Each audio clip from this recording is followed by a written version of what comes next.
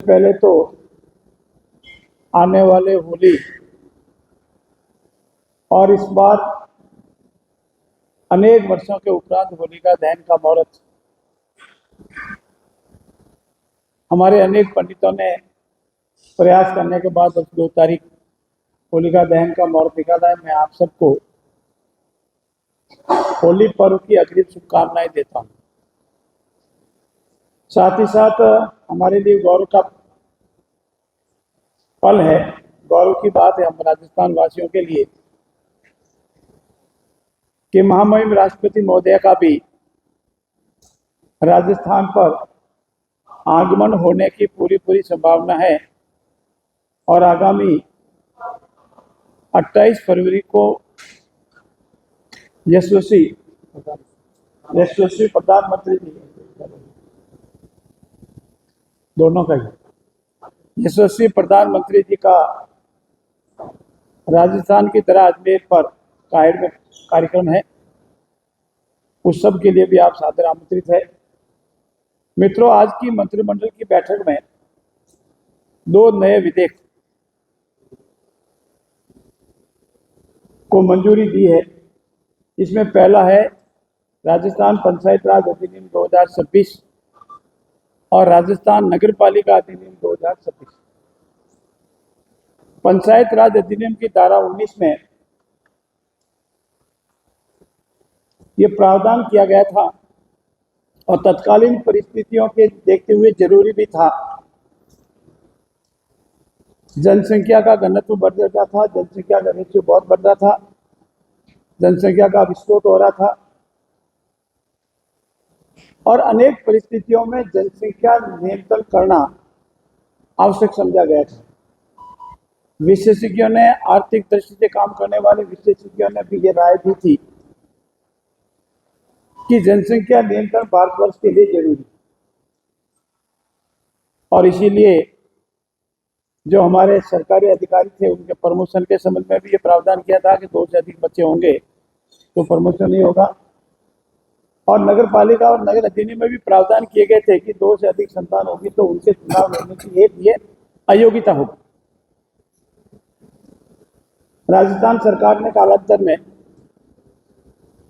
सरकारी अधिकारियों कार्मिकों के प्रमोशन में 2 से अधिक संतान होने की जो बाधा थी उसको हटा दिया था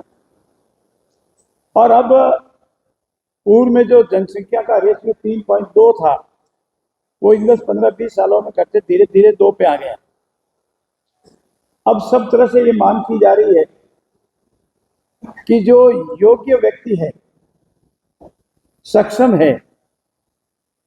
जनप्रतिनिधि बनने की योग्यता रखता है, काम करने का मन है, वादा भी है,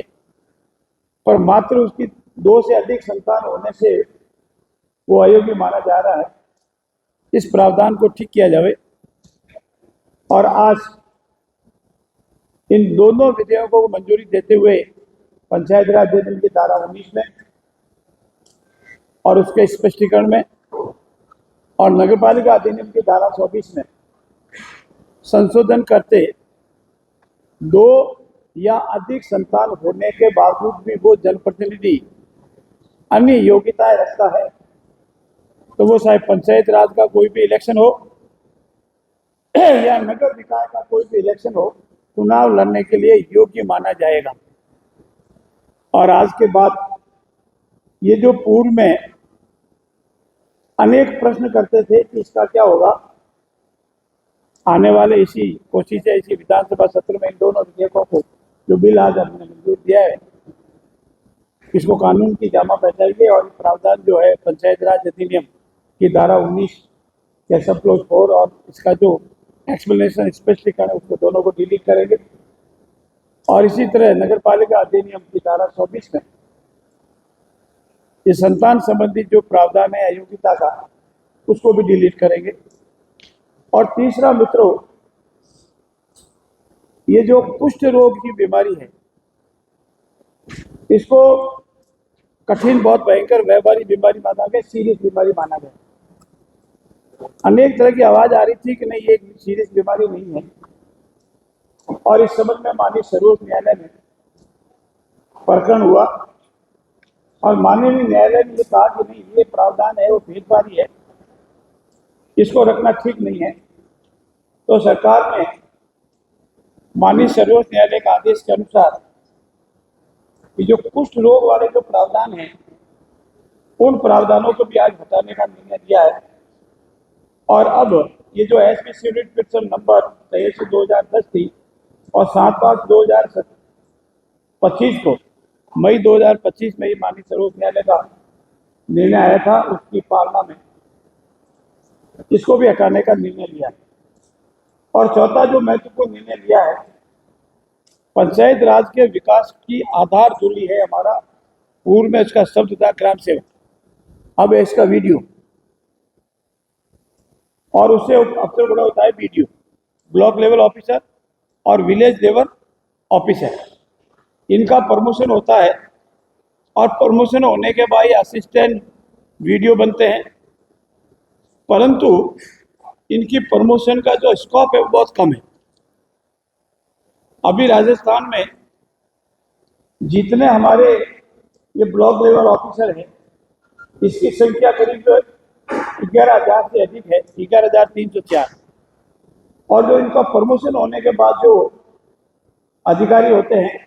वो अधिकारी 246 से ऊपर अभी नहीं है हमारे पास।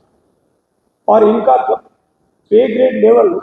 6 है जो 2600 का होता है, और इनका पे ग्रेड लेवल 10 है जो 3700 का होता है। तो एडीओ के जो 750 नवीन पद स्वीकृत करने के साथ ही इनके पटवारी, कृषि परिदर्शक, मंत्रालय कर्मचारी के पदोन्नति के जितने अवसर है इनको भी दिए जाएंगे, ताकि हमारे वीडियो जो एडिशनल वीडियो, असिस्टेंट वीडियो बनेंगे और इनका प्रमोशन का अवसर सभी को मिलेगा। ये पंचायत राज व्यवस्था चूँकि राजस्थान की देन है,